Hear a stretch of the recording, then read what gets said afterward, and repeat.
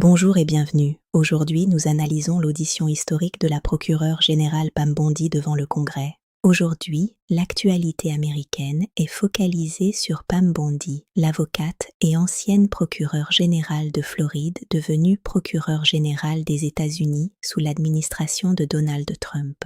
Depuis sa nomination en 2025, Bondi est au cœur de plusieurs controverses, mais ces derniers jours, elle fait particulièrement parler d'elle à cause de son rôle dans la gestion des dossiers liés à Jeffrey Epstein et des réactions politiques qui en ont découlé. Bondi a été appelée devant la commission judiciaire de la Chambre des représentants pour une audition étendue portant sur le traitement par le département de justice des documents et fichiers liés à l'affaire Epstein.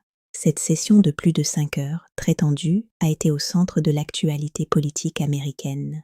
Lors de cette audition, Bondi a défendu la façon dont le ministère de la Justice a publié plus de 3 millions de pages de documents liés à Jeffrey Epstein dans le cadre de la loi sur la transparence des Epstein Files.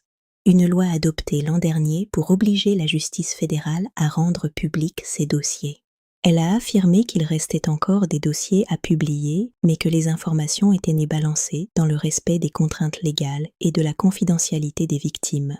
Cependant, cette défense n'a pas calmé les critiques de nombreux législateurs, en particulier parmi les démocrates de la Chambre. Les représentants ont accusé Bondi et le ministère de la Justice d'avoir trop largement censuré certains passages ou d'avoir retardé la publication de certaines informations clés, notamment les noms de personnes puissantes mentionnées dans les dossiers. Certains réclament plus de transparence sur la manière dont ces rédactions ont été décidées. Les tensions ont été si fortes lors de l'audition que certains échanges ont pris une tournure très personnelle.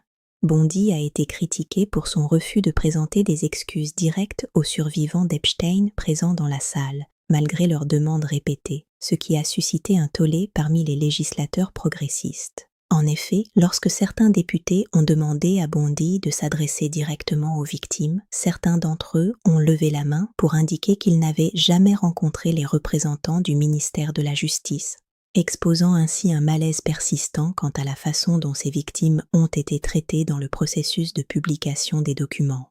Les critiques envers Bondi ont également inclus des commentaires très vifs de la part de figures politiques, notamment des législateurs démocrates comme Jamie Raskin et Becca Balint, qui ont remis en question non seulement la transparence du département de justice, mais aussi certaines des tactiques rhétoriques utilisées par Bondi lors de l'audition.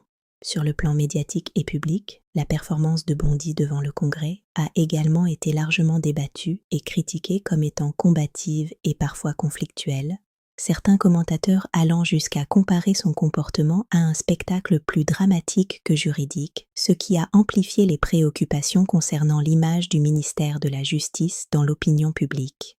D'un autre côté, Bondi a aussi affirmé à plusieurs reprises que le département de justice avait respecté les directives légales en matière de publication des fichiers et de protection des victimes, et qu'il poursuivait toujours des enquêtes sur d'autres aspects du réseau Epstein, sans divulguer tous les détails.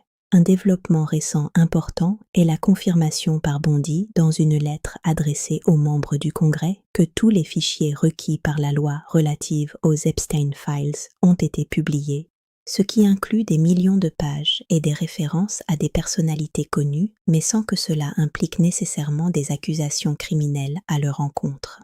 Cette affirmation souligne une nuance essentielle.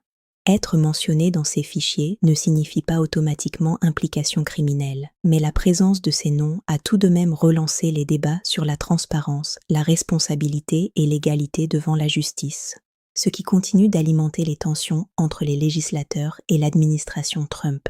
Enfin, l'audition de Pam Bondi et la controverse persistante autour de l'affaire Epstein illustrent plus largement les tensions politiques actuelles aux États-Unis sur la transparence gouvernementale, la responsabilité judiciaire et la gestion d'affaires impliquant des personnalités puissantes. Quelle que soit l'issue de ces débats, le rôle de Bondi dans cette affaire restera un point focal du débat public et politique dans les prochains mois. Merci de nous avoir suivis pour cette analyse complète. N'oubliez pas de liker, de partager et de vous abonner pour suivre l'évolution de ce dossier. Et vous, pensez-vous que Pam Bondi a fait preuve de suffisamment de transparence? Répondez-moi en commentaire.